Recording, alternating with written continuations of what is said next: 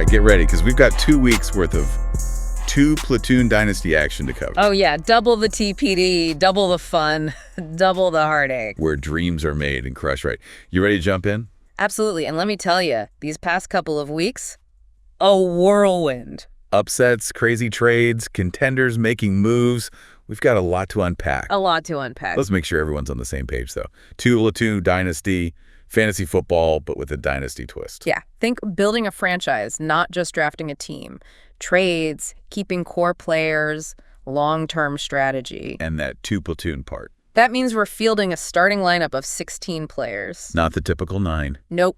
Adds a whole other level of complexity, strategy. Okay, basics down, let's talk action. One thing that jumped out, Staunton Storm Division. They went 0-8 over the past 2 weeks. Oof, yeah. Tough break for them. What happened there? They were looking pretty good earlier. It's a real head-scratcher, isn't it? Their slump seems to have lined up with that dip in quarterback scoring league-wide in Week 7. Ah, interesting. Yeah. Only 4 quarterbacks broke 25 points. Week 6. Double that. So maybe the Storm Division got hit harder than others by that. Could be. Could be. Makes you wonder if they need to make a change at that position. Look for some trades or dig around on the waiver wire. Speaking of streaks, though, Gin Party and Dog Pound are on fire. 3 wins in a row. Absolutely killing it. They're the teams to watch right now, playing smart, consistent production. Gin Party especially. Oh, yeah. Fantasy masterminds over there. League-leading 95.2% start-sit accuracy score for the season. Making the right call on who to start almost every week. Pretty much. And it's a tight race, too. Lene Kakua's Ghost is right behind them. Right behind them, 95.1%. Talk about a nail-biter. But while some teams are soaring, others, well, not so much. The Kitchen started strong, 3-0, but now they've dropped 4 in a row. Rough. It really shows you can't rest in dynasty fantasy football. Top of the world 1 minute, scrambling for the playoffs the next. That's the game. And sometimes you got to shake things up. Tick, tick, boom. After falling to a 1-6 record, they put Jalen Waddle on the trading block. Yep. In fact, we saw a bunch of trades these past 2 weeks. Always exciting. Oh, yeah. And these weren't just minor swaps either. Nope. Deals that could reshape the entire league. We're talking landscape changes. Okay, let's break them down. First, Break My Stride, acquiring Jameis Winston and a 7th-round pick from Gin Party for a 5th. What's the thinking there? Well, Break My Stride got hit hard with Deshaun Watson's injury. Season ending, they needed a quarterback and fast. Right. Jameis Winston, not a superstar, but he's a proven veteran, can put up points, gives them a chance to stay competitive. And they pick up an extra 7th-round pick, too. Smart business. Makes sense. All right, next, Any Given Friday Night snagged Rachaad White and a 4th-round pick from CDF. In exchange for Dallas Goedert, Gervon Dexter, and 5th and 6th round picks. Ooh, lots of moving pieces there. This one's a little more complicated. Any Given Friday Night is loading up at running back with Rachaad White. Could pay off down the stretch. Yeah. CDF, though, they might be looking to solidify at tight end with Goedert and maybe bolster their defense with Dexter. Trading away those later picks could come back to bite them. Oh, absolutely. Gamble they were willing to take, though. Okay, last one. CDF sent Aaron Rodgers to Scrubs for Wan'Dale Robinson. Wow. Trading away a legend. Bold move. What do you think? It's a head-scratcher for sure. Rodgers, he's past his prime maybe, but still capable. Yeah. Wan'Dale Robinson, he's a promising young receiver, but can he fill that void? Feels like CDF is banking on youth and potential. Scrubs getting that veteran presence. Could help them make a playoff push. Okay, so big shakeups in the TPD. Let's move on to Week 7 results. Oh yeah, some big ones there. Standout performance. Break My Stride absolutely destroyed CDF. 280 points to 160. 120-point difference. Not even close. We're not talking a win, we're talking a beatdown. Total domination. Statement win, for sure. Yeah. And it wasn't just the points. Break My Stride also led the league in Week 7 with a 98% accuracy score. Lineup perfectly optimized. Right. Every player firing on all cylinders. Like a well-oiled machine. It wasn't just the big trades making an impact either. Any Given Friday Night, they proved that the waiver wire can be just as valuable. Oh, yeah. They picked up Will Reichard. Ended up being key to their victory. Shows you the beauty of dynasty fantasy. Gotta be looking for those hidden gems, those players who can come out of nowhere and make a difference. Speaking of making a difference, before we get to the Week 8 matchups, let's look at the standings. Any Given Friday Night is sitting pretty at the top, 5-2 record. But there's a pack right behind them. Oh yeah, Dog Pound. Just once before I die, we'll call him Jobid for short. Yeah. and Break My Stride are all 4-3. Can't count out Lene Kakua's Ghost and Backpacks either. They're at 4-3 too. It's a tight race. Every win from here on out is crucial. Those head-to-head matchups are going to be huge. Absolutely. All right, ready to take a look at those Week 8 matchups and make some bold predictions. Let's do it. First up, Week 8 already, huh? can you believe it? Feels like the season just started. It's flying by. And now every single point matters. Absolutely. Huh. Playoffs on the horizon. Gotta make the right moves now. We've got 6 big matchups to break down this week. Some real nail biters, too. And of course, we've already had Thursday Night Football to throw a wrench into things. Oh, yeah. That definitely shook things up a bit. For sure. All right, well, let's jump right into it. First up, we've got Backpacks. They're sitting at a solid 4-3. Yep. They're going head-to-head with Any Given Friday Night, who are 5-2. Tough matchup. It is. Projections are close. Backpacks have a slight edge, though. They're projected at like 206 points. Yeah. And Any Given Friday Night, just under 200. Really could go either way. Oh, absolutely. Mhm. A lot's going to depend on how Jared Goff performs for Backpacks. He's been playing pretty well recently. He has. But this Any Given Friday Night defense is no joke. They're tough. If Goff can connect with those receivers, avoid those turnovers, Backpacks could be in good shape. Don't forget, though, Backpacks has Derrick Henry in the backfield. Oh, right. Always a threat. He could just run wild. Absolutely. Uh. But on the flip side, you've got Geno Smith leading Any Given Friday Night. He's been exceeding expectations this season, hasn't he? He really has.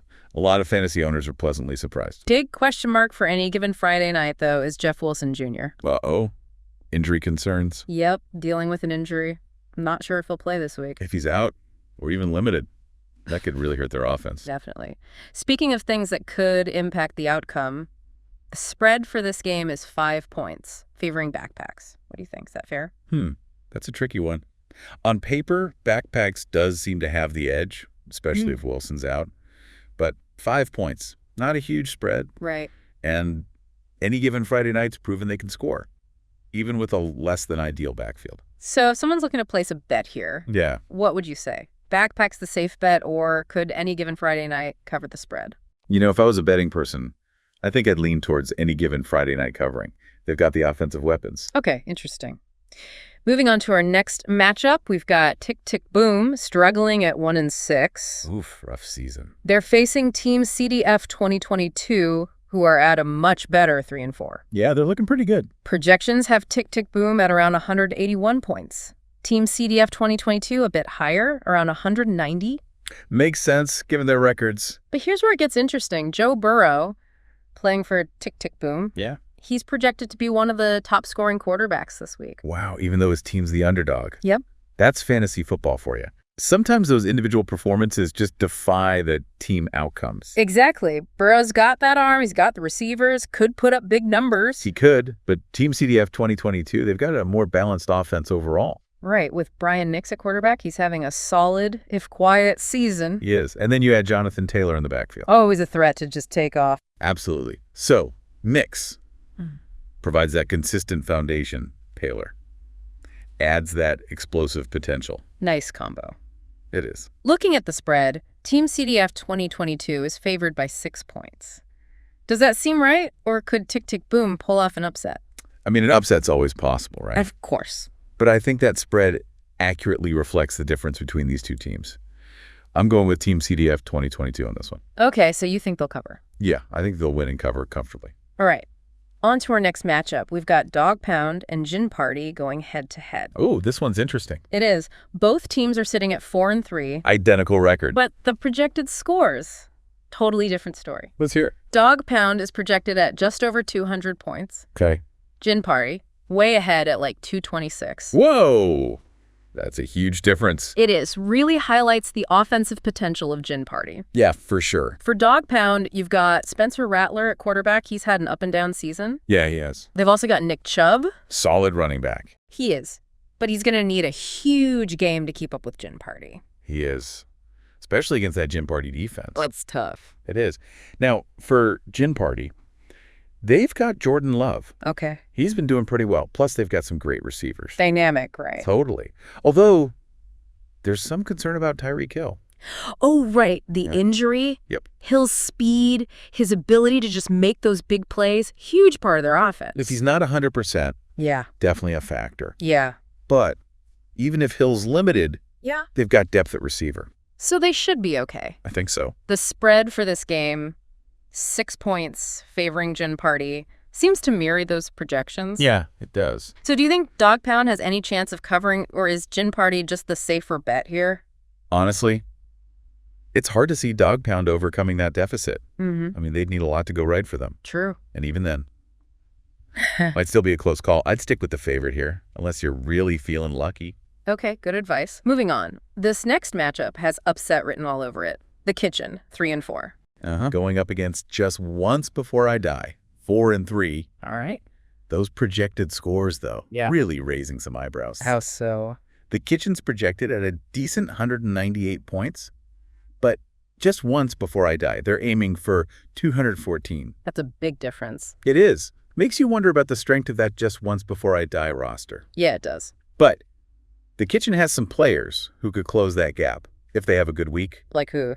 Lamar Jackson, a quarterback. Okay, yeah. He can put up some monster numbers. And they've got Kenyon Drake in the backfield. He's shown some real potential. He has. If those two can connect, control the tempo, Yeah. this could be a much closer game than the projections suggest. But on the other side, Just Once Before I Die has Baker Mayfield at quarterback. Interesting. And he's been surprisingly consistent this season. He has. They've also got Cooper Kupp. Great receiver. But he's injured, right? He is. Might not even play. If he's out or limited, that could really change things. Absolutely. Cup's a vital part of their offense.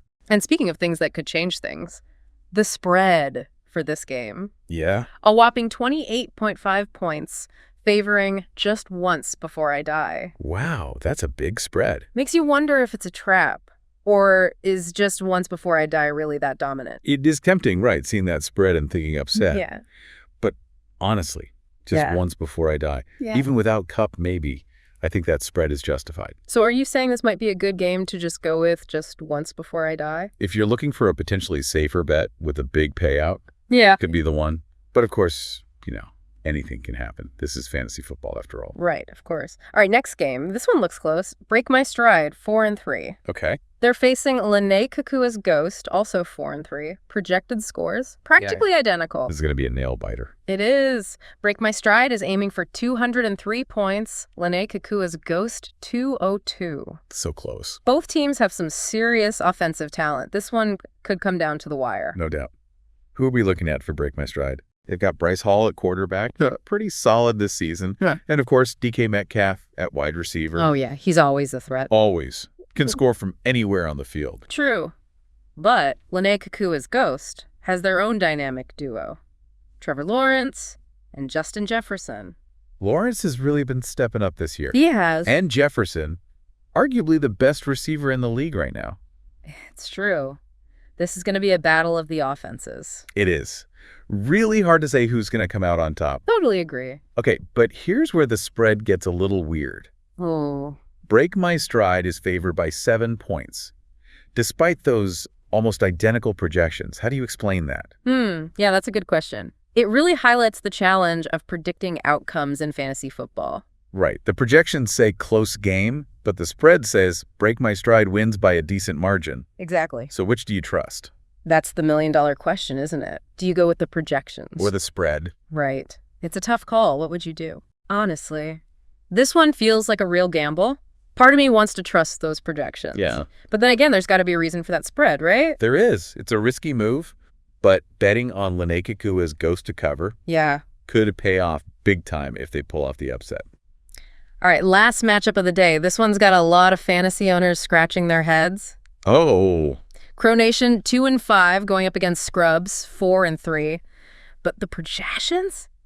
They're wild. Wild in what way? Crow Nation is projected to dominate almost 210 points. Scrubs Yeah, barely reaching 178. that is surprising, especially given Scrubs' record. It is. But those projections, they're heavily influenced by Crow Nation's offense. Makes sense. They've got C.J. Stroud. Yep. Living up to the hype. He is. And Joe Mixon in the backfield. Proven fantasy asset. Oh, yeah, for sure. They've got the pieces to put up a big score. But on the Scrubs side, never count out Patrick Mahomes. You're telling me. He's a magician. He is. Can win games single-handedly. That's the X factor here, right? It is. Even though Scrubs is projected to lose big, Mahomes could make this game way closer than the numbers say. Absolutely. So spread for this one, 25.5 points favoring Crow Nation, big spread. What's your advice for someone thinking about a bet here? Is Crow Nation a lock, or could Scrubs pull off a miracle? High risk, high reward, right? Yeah. If you believe in Mahomes, think he can pull off an upset. Betting on Scrubs to cover could pay off big. Big. But if you want the safer bet, Crow Nation to win and cover. Probably the smarter play. All right, so we've got a lot to think about heading into this weekend. Close matchups, potential upsets. It's going to be exciting. It is fantasy football at its best. Unpredictable. Gotta love it. You never know, right? Yeah. 1 minute you're on top of the world, next minute you're scrambling. Yeah, fantasy football can be brutal like that. Right. So we've talked matchups, spreads, potential upsets. Uh-huh. Now let's get into the players. All right, let's do it. Who are you watching closely this week? Any particular guys? Well, Jared Goff's matchup against any given Friday night, that one's got me thinking. Yeah, we talked about how he's been playing well. He has, but that defense, it's a tough one. They've been shutting down quarterbacks all season. They have. So Goff, kind of a boomer bust candidate this week. I'd say so, yeah. If he can overcome that matchup, though, Huge for backpacks. huge. Anyone else standing out to you? You know, Joe Burrow? Tick, tick, boom. Yeah, he's projected to have a big week, even though his team's the underdog. Right. He's got the talent, though. It is. Could be a league winner for someone. Okay, let's talk running backs. All right. Any interesting matchups there? Any potential surprises? I think Kenyon Drake could be a sneaky good play this week. Really? Yeah. The kitchen needs him to step up.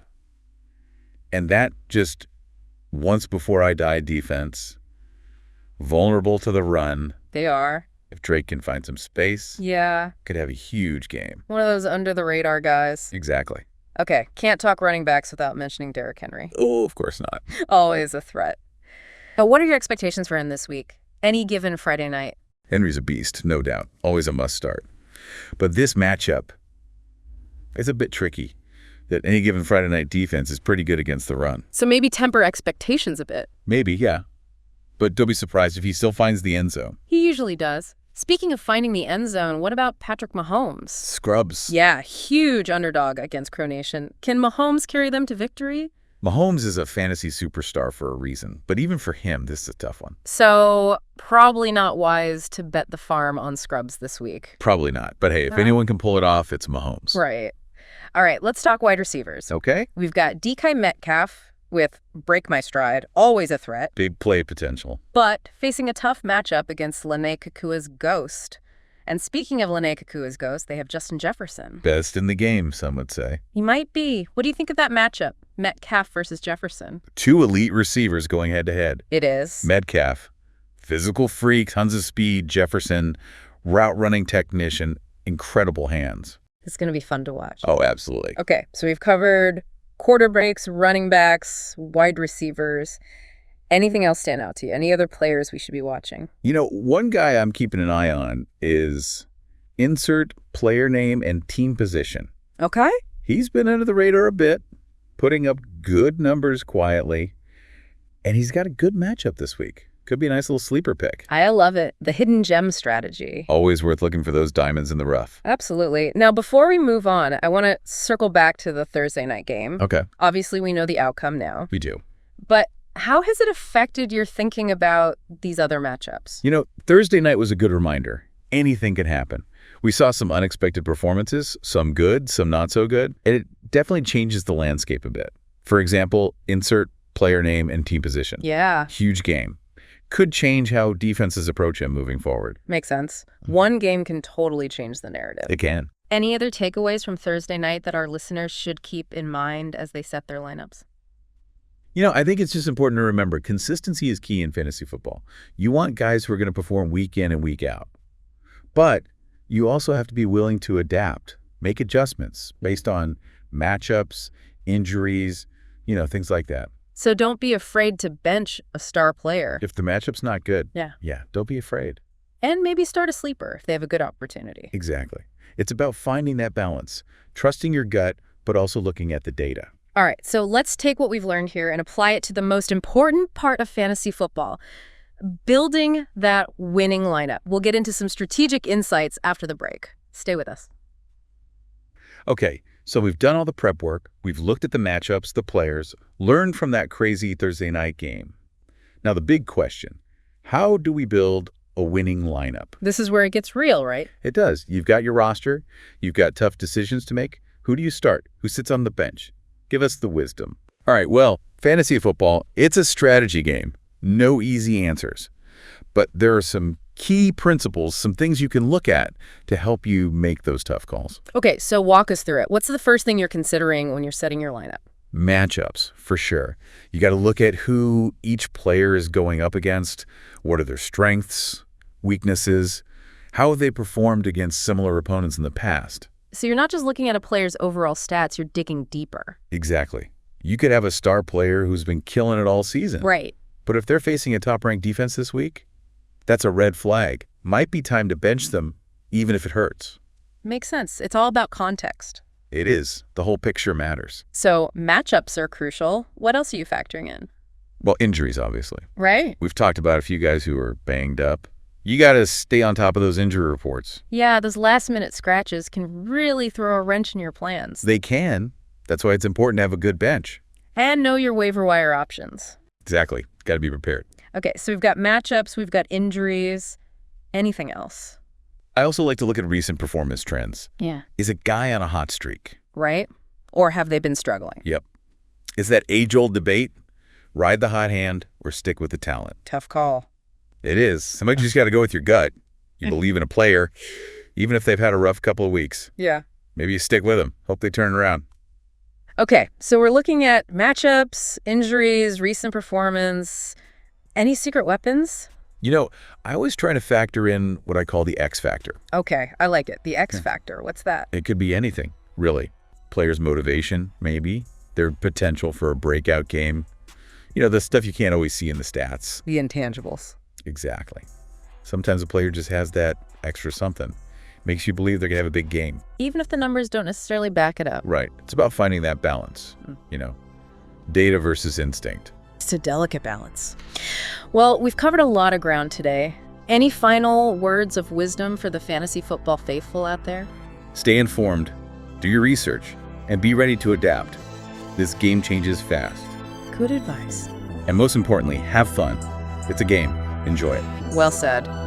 That's all the time we have for today's deep dive. We hope you learned a thing or two. And good luck this week. May your lineups be glorious. Oh.